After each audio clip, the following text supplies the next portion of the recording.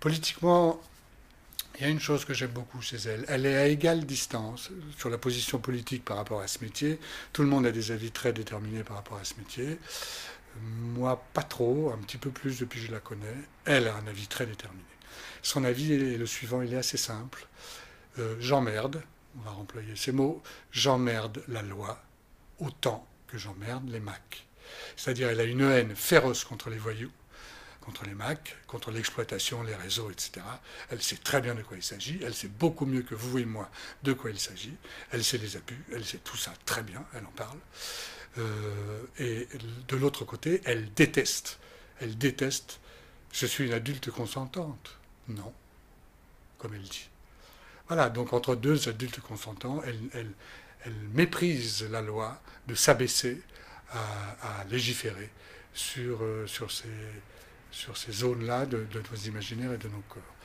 Voilà, bon, elle tient les deux fils, j'ai fait très attention, j'ai fait des petites rectifications à un moment, au début des représentations, parce que je sentais qu'il y a un des fils qui était moins tenu que l'autre, et je voulais que les deux fils soient à égalité de tenue. Elle tient ces deux fils avec beaucoup de force, et c'est vrai, elle nous a un peu pas fait changer d'avis. Elle est pour une légalisation, comme elle dit. Moi, je n'avais pas d'avis déterminé là-dessus. Par moments, je bats de l'aile encore maintenant. Mais elle m'a quand même amené. Et je me suis aperçu, après, j'ai lu Griselidis Réal et puis d'autres paroles de prostituées depuis. Et je me suis aperçu en fait, elle avait les positions de Griselidis Réal, de ce qui est devenu maintenant le Stras, enfin la position des prostituées qui se politisent un petit peu et qui veulent leur liberté, pour ce qu'elles appellent leur liberté, pour ne pas trop subir, justement pour subir le moins possible la loi, une loi pire que la loi de la République, qui devrait être pire que la loi de la République, qui est la loi des macros, la loi du milieu, quoi, de l'exploitation là, éhontée, enfin sordide, immonde, hein, que ce soit bien clair. Aglaé sait qu'elle le dit, c'est une exploitation immonde du corps de la femme et du corps de l'homme. Bon. Mais je suis fier de ce que j'ai fait toute ma vie. J'en suis très fier.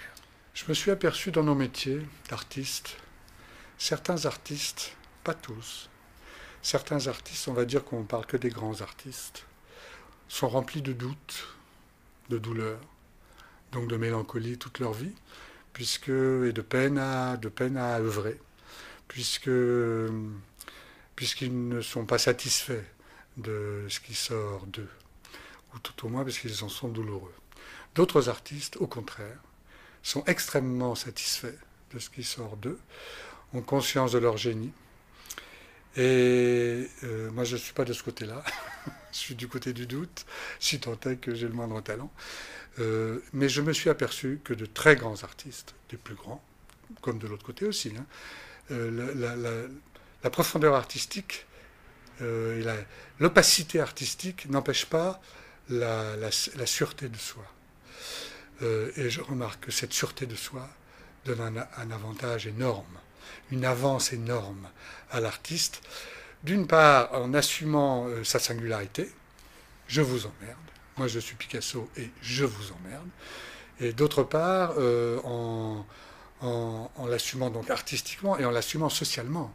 C'est-à-dire, si je suis seul au monde à faire ça, je serai seul au monde à faire ça et je le ferai. Et c'est une force. C'est une force. C'est une force qui les fait avoir des activités sociales qui leur permettent d'être les artistes qu'ils sont.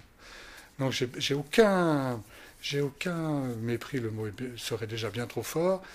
J'ai même aucune critique à faire à aucune des deux attitudes. Aglaé du côté de la personne qui sait ce qu'elle fait, qui sait ce qu'elle veut et qui emmerde le reste du monde. C'est une aristocrate, quoi. C'est vraiment une aristocrate.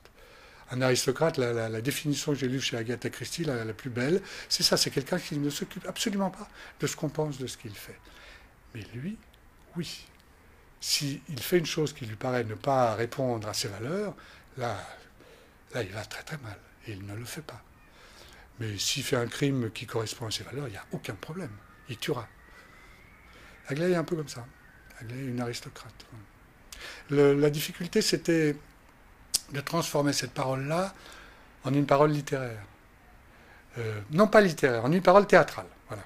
Et qui ne soit pas justement littéraire, qui ne soit pas poétique.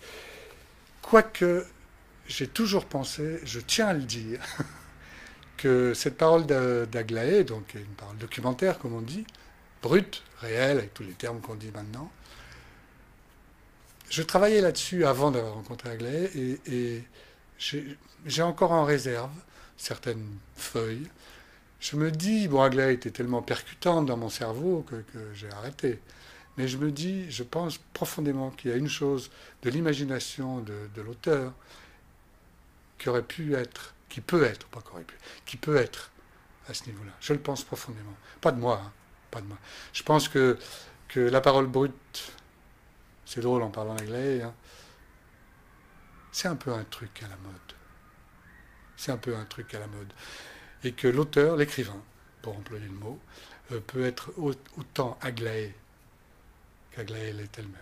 Je le pense profondément. Et je peux le dire d'autant plus facilement, n'est-ce pas, que c'est pas le cas. Donc, voilà.